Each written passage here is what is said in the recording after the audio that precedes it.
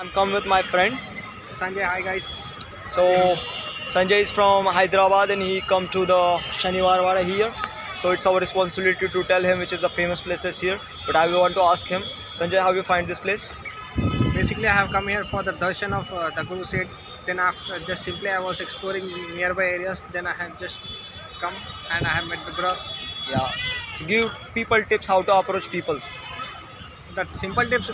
Basically, we need to ask if the local person or we may say the nearby person who lives here. We may ask him regarding, bro, what are the famous areas, what are the highlight spots, and what is the history nearby the areas like Shaniwarwada Yeah. and many other places. Yeah. And if they give you rejection, then how we can handle the rejection?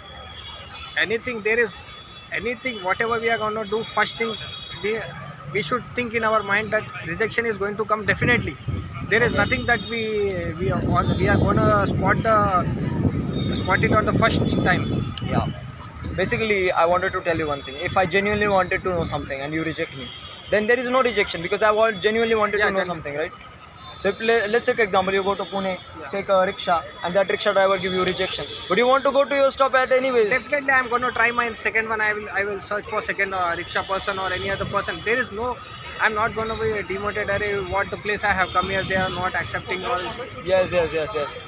So in Hyderabad, what is the famous place, bro? Like forts. Basically, the main Hyderabad, we can say Charminar is the first and foremost thing.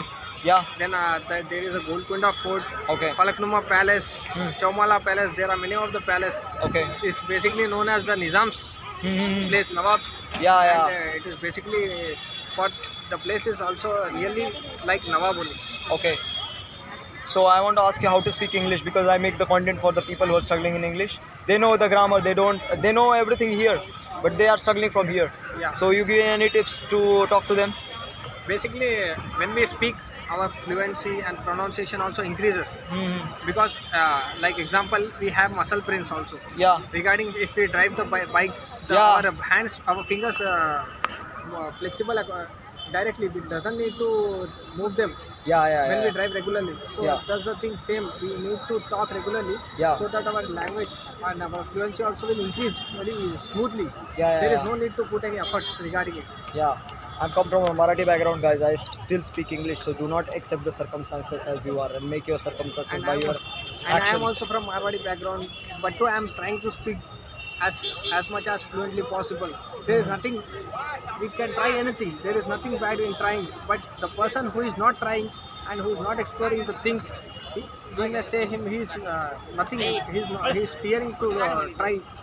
He's fearing to make new experiments because if we do 2 to 3 experiments, we know that one is going to be successful. Like APJ Abdul Kalam, he would try to make so many experiments.